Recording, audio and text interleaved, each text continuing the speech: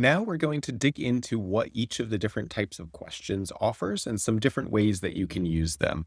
If you haven't already, please check out the forms overview video first, because that will give you an overview of just how forms work and all of the different sections like automations and sharing and styling, which we are not going to touch on in this video.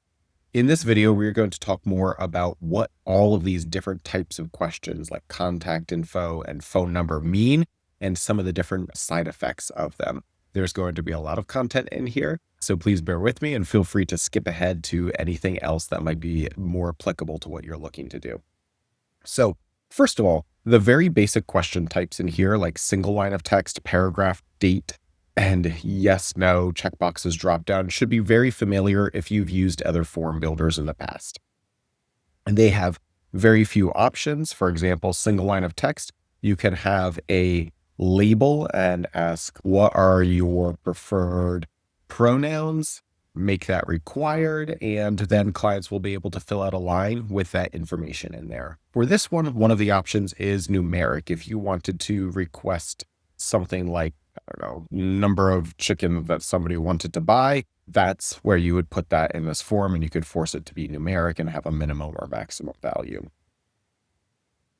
Great. Another option in here is paragraph. Paragraph is great for adding longer pieces of text. So you can see just this area is a lot longer, and that's the big difference there. That one is perfect for background information. Date will require people to enter in a date in here, which is good for birthday or any other types of dates.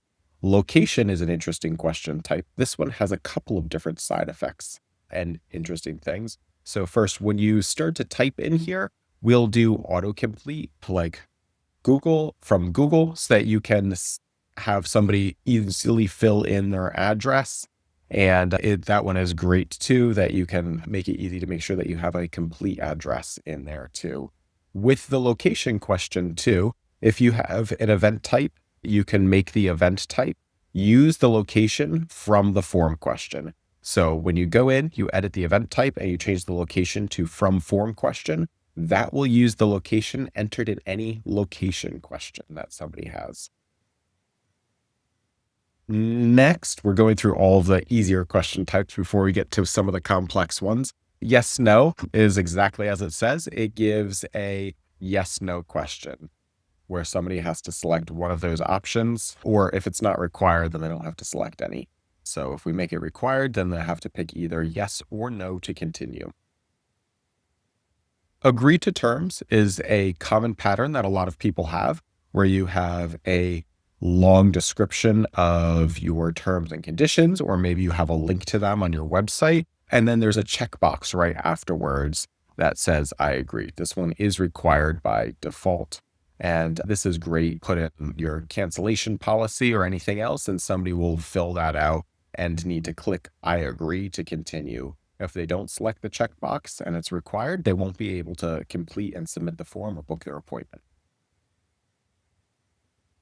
Checkboxes gives people a way to select multiple different options. So favorite type of ice creams, since we'll select multiple, chocolate, vanilla, strawberry. I really like Rocky Road. Anything with peanut butter. Let's do something with coffee because I love coffee. Ice cream. Anyway, we digress. We can select multiple different options in here, and all of those will show up. We can also have, if we just wanted somebody to pick their single favorite type of ice cream, then a drop down or radio question are best. A drop down is also going to be a single select, but it shows they'll click in to see all of the different options on there and the blank option first. If it's required, somebody won't be able to select the blank option.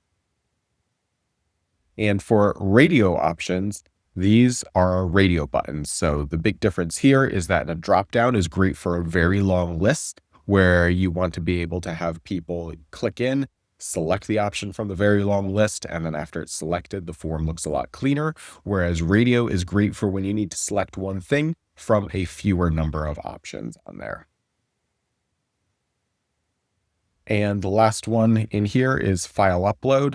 which is exactly as it says. You can have people upload a file. For example, if you needed a picture of something in advance, this would be the best place to have the client enter that first.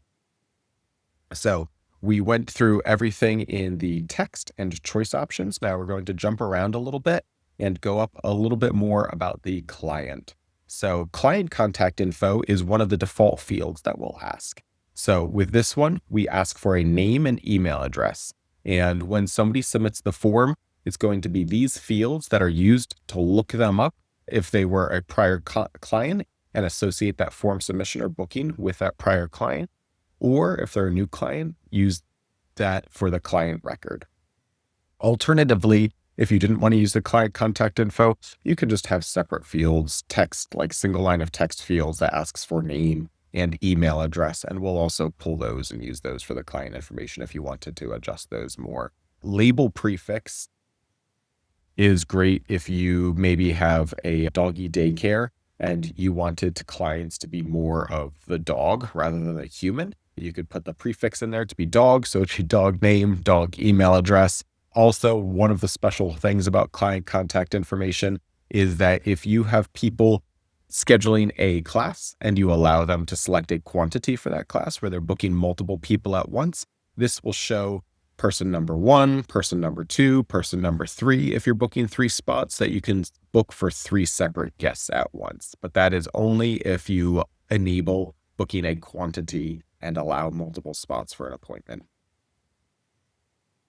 Next is email address. Email address, this one will force somebody to enter a valid email address.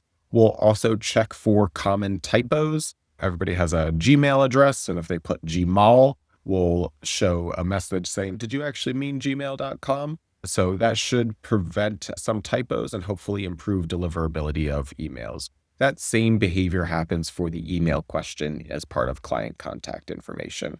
If one of the common reasons why you might have both a client contact information and an email address is that you are booking for a guest also. Maybe you do a court rental and you just need one person to book it. So you're booking for one spot, but you also want to send a copy of that to their guest. You could have this just be the guest email and use that as part of the automations.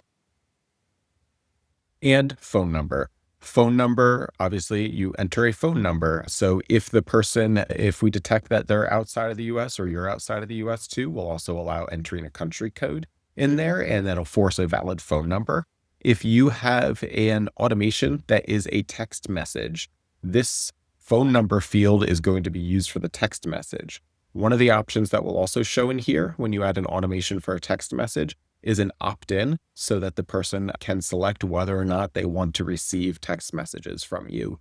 If you have a SMS automation and somebody doesn't select allowing you to send text messages to them, then they won't receive that even if they have entered a phone number in here. Ooh, client login is a great one. This is super powerful and there's a lot in it, even though there's very few options in here. For client login, this allows somebody to log in when they're submitting the form. Typically, I would recommend putting this as one of the very first questions in the form. Somebody can log in either by verifying their email address, logging in with Google Auth, or logging in with Apple. And then when they verify their email address, they'll be able to see their booking history, any packages that they have purchased. They'll be able to update if they have a card on file for, say, a subscription. They'll be able to view and manage their subscription and also update the cards on file. And if they have filled out this form in the past too, it'll pre-fill all of the information that they've filled out in the past. So because this isn't required, you'll see the skip option here where they don't have to log in order to book. But sometimes you want people to be able to manage their own subscriptions, manage their own appointments later, and it's just easier to have them to log in. Logging in too, if they register after they have already booked things, like you had this as optional, they book 5 different appointments, then they come back and they're like, oh, I want to log in. They'll see all of those even if they've booked before they logged into their account. Great. just a couple more left, and these start to get to be a bit more complex too. So the appointment question is this. It's one of the defaults as part of the appointment scheduling. So if you have either the appointment scheduling question or the class booking question as part of your form, then that turns your form into a scheduling or booking form. And that means that you'll see those triggers in your automations that you can do things based off of when an appointment was scheduled or rescheduled or canceled. And it'll also be used when you're as a possible option when you're booking appointments as an admin as well. For the appointment question, there are a lot of different options in here to change the order of how people choose things, whether you're picking a staff member to book with first or you're picking the event type. You can filter what event types are shown, what staff members are shown. If there's more than one, you can hide different things, enable recurring appointments, and allow people to pick different things. If you have multiple people on staff, you can choose to pool your availability, make that optional or required. And there's a ton more options here too if you have allowed booking multiple spots at once, like you're booking seats on a boat or classes that have multiple spots in there. You can enable, disable that, and change some of the labels in there. The flow for the appointment booking is if you have categories, you'll select the category, select the event type, select the person to book with and see the availability, or of course, move those steps around based off of having event type or person first. You can even have event type, select the date time, and then choose the person afterwards. So you can just see those people that are available during that day, and a lot of just different fun options to hopefully optimize this for however you book appointments and make it easiest for your clients. The class booking question, I won't be able to show. I don't have classes in this account, but class booking will allow you to do either a weekly or a monthly calendar that'll show all of the different types of classes. You can filter out which classes are shown, similar to the regular appointment question, and you can change the view on there, but it'll show all of the different types on there. So you can show your advanced classes, your beginner classes, open classes, or anything else. And there's a bunch of different options about allowing people to book multiple spots, hiding different things on there, like hiding the number of spots left, and changing some of the labels if you wanted it to say register instead of book or select webinar or something like that. You can do that in the class booking as well. And then further down too are more of extra types of things that you can sell. So add-ons are great if you have somebody either booking an appointment and you had say yoga class and you wanted them to do a mat rental, you would use an add-on question for that. You can have multiple different add-ons and multiple different types of add-on questions. So if we wanted to do a mat rental, that's one that wouldn't change the duration of the appointment. Although if you had somebody add on an extra facial to the end of their massage, that would obviously both add on a price and a certain amount of time. And somebody can optionally choose that when they're booking. You can also have an add-on as part of a standalone form that doesn't have appointment booking at all. In that case, the add-on question acts a little bit closer to like an online store would rather than an add-on for the appointment. Next down here is the packages question. So the packages question will show all of the different types of packages or subscriptions that you have in your account. Of course, you can also filter which ones are shown.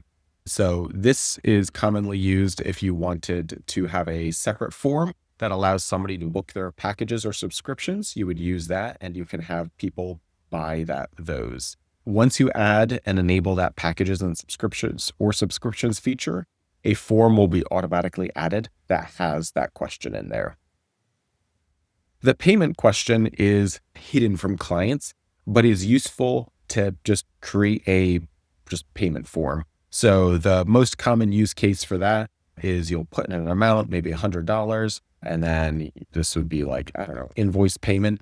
And if you had a standard amount that you needed clients to pay or deposit for joining, you could just send them this form, have a client contact information block in there and a payment block, and this adds a fixed amount. This is not the payment step where somebody adds a credit card, to be clear. This payment question is more about having a fixed amount of money that somebody would need to pay in order to submit the form. The payment step for the credit card will be shown if somebody selects an add-on with a price, a package or subscription with a price, or is booking an appointment with a price. Any of those types of things, or a mix and match of those types of things, will show the checkout page. You don't need to add a payment question in order to show the checkout page. The checkout page will show all the line items for what people are booking. And then display text. This is useful not to have people fill out anything. This is just going to be text that's shown to clients. You can add a lot more formatting into here. So if you needed to add some background information or more descriptions about your appointments, that's how you would do it. URL parameter. This is a lot more advanced. If you're techier and you wanted to pass something in, like the UTM source, if you were doing tracking, or you wanted to pass in some other information that's not going to be something that clients will be asked to fill out themselves, but instead is passed in through the link. That'll show you the link and how to pass it into the URL. If any of those match custom fields names, they will be used and pre-filled in the custom field. And finally, last but not least, is the signature question. The signature question will allow somebody to sign or type their name in here. And this does change the behavior of the form. So when you add a signature question, somebody will sign and we will make the form no longer editable. So we'll digitally sign the form, storing all the information. The form won't be editable. It'll be timestamped, and you'll be able to download a PDF copy of that. You can either insert that into emails, or you can also download a PDF copy at any time in the admin side panel. That was a lot of information about form fields. We're constantly adding more, so you might see a few different options that weren't included in this video if you're watching this at a later point. If you have any questions at all, or you'd like to see a new form field added, please just reach out to us. Thank you.